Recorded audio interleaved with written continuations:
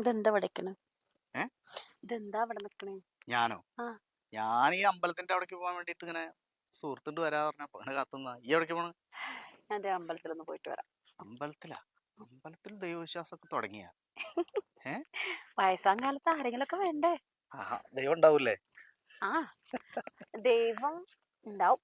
ഇല്ലാശാല് നമുക്ക് അങ്ങനെ ഒരു ശക്തി ഉണ്ട് എന്ന് വിചാരിച്ചിട്ട് മുന്നോട്ട് കൊണ്ടുപോകാം.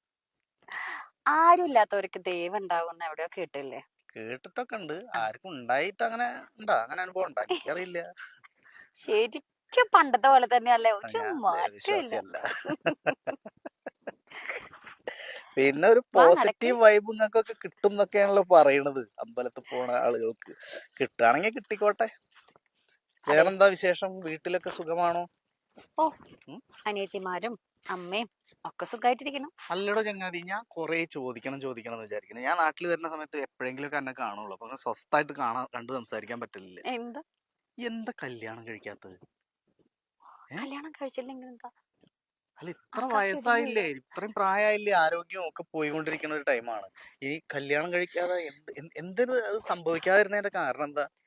അതെ, ആ, ഇതിന്റെ ഒരു മറുപടി ഞാൻ തന്നെ പറയണോ അതോ താങ്കൾ തന്നെ പറയോ?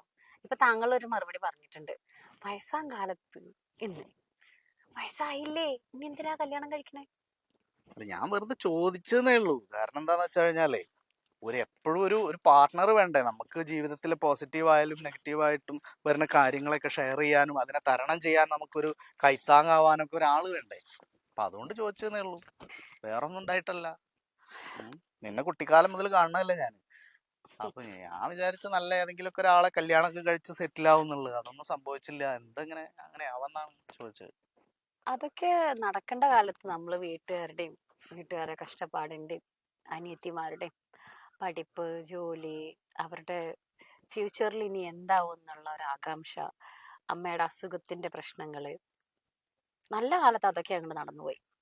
ഇനിയിപ്പോ ഈ വയസ്സാം കാലത്തല്ലേ അല്പസ്വല്പം ഈശ്വര ചിന്തയൊക്കെ ആയിട്ട് അങ്ങനെ നടക്കാന്ന് വിചാരിച്ചു. അല്ല, നിന്റെ അനിയൻ വരെ കല്യാണം കഴിച്ചു. അനിയനെ പഠിപ്പിച്ച്, അനിയത്തിമാരെ പഠിപ്പിച്ച്, ഇവരൊക്കെ വയസ്സാം കാലത്ത് ആരും ഇല്ലാത്ത ഒരു ചേച്ചീനെ നോക്കും, അങ്ങനെ തോന്നുന്നുണ്ടോ? അങ്ങനെ ആരും, അല്ലെങ്കിൽ ആരെ എന്നെ നോക്കണം എന്നൊരു ചിന്താഗതി ഒന്നും എനിക്കില്ല. ആരും ഇല്ലാത്തവർക്ക് തോന്നാം ആരെങ്കിലും ഒക്കെ ഉണ്ടാവൂടോ. ആരെങ്കിലും ഒക്കെ എന്ന് പറഞ്ഞാൽ നേരത്തെ പറഞ്ഞ ദൈവം അല്ലേ? അല്ലെ, ഊന്നുവടിയാവുക എന്ന് കേട്ടിട്ടില്ലേ? വയസ്സാം കാലത്ത് നമുക്കൊരു ഊന്നുവടിയായിട്ട് ഒരാൾ ആരെങ്കിലും. അതിപ്പോ നമ്മൾ. നമ്മൾ ആരും ദൈവത്തിനെ കണ്ടിട്ടില്ല, പക്ഷെ അങ്ങനെ ഒരു അദൃശ്യ ശക്തി ഉണ്ട് എന്ന് വിശ്വസിക്കുന്ന കൂട്ടത്തിലാണ് നമ്മളെ വരും. അല്ല, ഞാൻ ദൈവത്തിന്റെ കാര്യമല്ല പറയണത്. അല്ല, ഞാൻ പറയുന്നത് മുഴുവനാക്കട്ടെ. ഉം. അത് ചിലപ്പോ നമ്മളുടെ ഒരു മനസ്സിന്റെ ഒരു ഉറപ്പിന് വേണ്ടി ചിലപ്പോ നമ്മൾ തന്നെ വിചാരിച്ചതായിരിക്കും. എനിക്കിപ്പോ ആ ഒരു ഉറപ്പിൽ ജീവിച്ചാൽ മതി. എന്റെ നല്ല കാലത്ത് എനിക്ക് ഒരുപാട് പ്രാരാബ്ദങ്ങൾ ഉണ്ടായിരുന്നു. അന്ന് നിനക്കറിയാലോ, അത്യാവശ്യം നന്നായിട്ട് പഠിച്ച് ജയിച്ചത് കൊണ്ട് തന്നെ അപ്പോഴേ ട്യൂഷൻ എടുത്ത് അനിയത്തിമാരുടെ കാര്യങ്ങളും അതുപോലെ തന്നെ അച്ഛൻ്റെ കാര്യങ്ങളും, പിന്നെ അച്ഛൻ മരിച്ചു, പിന്നെ അമ്മയുടെ കാര്യങ്ങളും, ബാക്കി അനിയൻ്റെ കാര്യങ്ങളും, എല്ലാവരുടെ കാര്യമൊക്കെ ചെയ്ത് കഴിഞ്ഞ് വന്നപ്പോഴത്തേക്കും എനിക്ക് അത്യാവശ്യം ഏജായി. ഇനിയിപ്പോ ഒരു കല്യാണം കഴിച്ചാലേ അത് ശരിയാവില്ല. എന്താ? എനിക്ക് ശരിയാവില്ല എന്നാടോ. ഇതെന്താ പ്രായം കൂടി എന്നുള്ള? പ്രായം കൂടി, ഇവിടെ അതൊരു പ്രായം. സ്വാഭാവികമായ സത്യം. ഞാൻ നേരത്തെ പറഞ്ഞില്ലേ, കല്യാണത്തിന് പ്രായം ഒരു തടസ്സമൊന്നുമല്ല.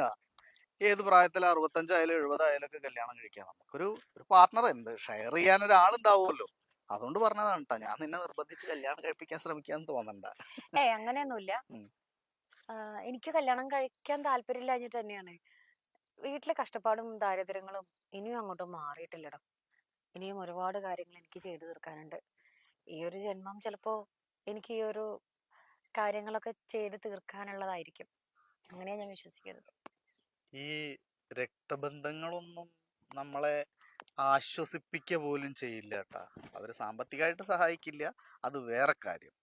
നമ്മുടെ കയ്യിൽ എന്തെങ്കിലും പൈസ ഉണ്ടെങ്കിൽ അതുണ്ടാവും. അതില്ലെങ്കിൽ ഒരാളോട്ട് നോക്കുക പോലും ഇല്ല. അതാ ഞാൻ പറഞ്ഞത്, ആശ്വസിപ്പിക്കാൻ പോലും, ഒന്ന് സാന്ത്വനിപ്പിക്കാൻ പോലും ആളുണ്ടാവില്ല. അങ്ങനെയുള്ള ഒരുപാട് അനുഭവങ്ങൾ ഞാൻ കണ്ടിട്ടുണ്ട്. എൻ്റെ അനുഭവമല്ല, പക്ഷെ ഒരുപാട് പേര് പറയുന്നത് കേട്ടിട്ടുണ്ട്. വലിയ വലിയ സെലിബ്രിറ്റീസിന് ഉണ്ടായിട്ടില്ല. അവരൊക്കെ പിന്നെ അഹോരാത്രം പ്രയത്നിച്ച് അവരെ കുടുംബം നോക്കി അനിയത്തിമാരെയും അനിയന്മാരെയും ഒക്കെ ഓരോ ജീവിതത്തിന്റെ ഓരോ വഴികളിൽ എത്തിച്ച് സെറ്റിൽ ചെയ്തിട്ട് അവസാനം അവരൊന്നും ആരും തിരിഞ്ഞു നോക്ക് പോലും ചെയ്യില്ല എന്നുള്ളതാണ്. ഇതിനൊരൊറ്റ മറുപടി മാത്രമേ എനിക്കുള്ളൂ. അത് ഒരുപക്ഷെ ഞാൻ ആരോടും ഇതുവരെ പറഞ്ഞിട്ടില്ല. താൻ എൻ്റെ കൂടെ പഠിച്ച എൻ്റെ കൂടപ്പിറപ്പിനെ പോലെ എനിക്ക് തോന്നിയത് കൊണ്ട് മാത്രം തന്നോട് പറയാണ്. എനിക്ക് ഞാനേ ഉള്ളൂ എന്ന ഒരു കാര്യമൊക്കെ എനിക്ക് വളരെ വ്യക്തമായിട്ട് അറിയാം. താനിപ്പോൾ നേരത്തെ പറഞ്ഞ പോലെ തനിക്ക് തുണ താൻ മാത്രം എന്നുള്ള ആ ഒരു വാക്കിൽ അടിയുറച്ച് വിശ്വസിക്കാൻ തന്നെയാണ് എനിക്കും ഇഷ്ടം. എനിക്ക് എന്തെങ്കിലും അടി പതറും എന്ന് തോന്നുന്ന ആ ഒരു നിമിഷം ഞാൻ താണ്ടില്ല. സൂയിസൈഡ് അല്ലേ? അങ്ങനെ ആയിരിക്കാം. അത് ഈ വിഡ്ഢികള് ചെയ്യണ, പൊട്ടന്മാര് ചെയ്യണ, മണ്ടന്മാര് ചെയ്യണ ഏറ്റവും എന്താ പറയാ വലിയ സംഭവമാണെന്ന് അവർക്ക് തോന്നുന്ന ഒരു കാര്യമാണ് സൂയിസൈഡ്. അമ്പലത്തിലോട്ടുണ്ടോ? ആ നടക്ക്.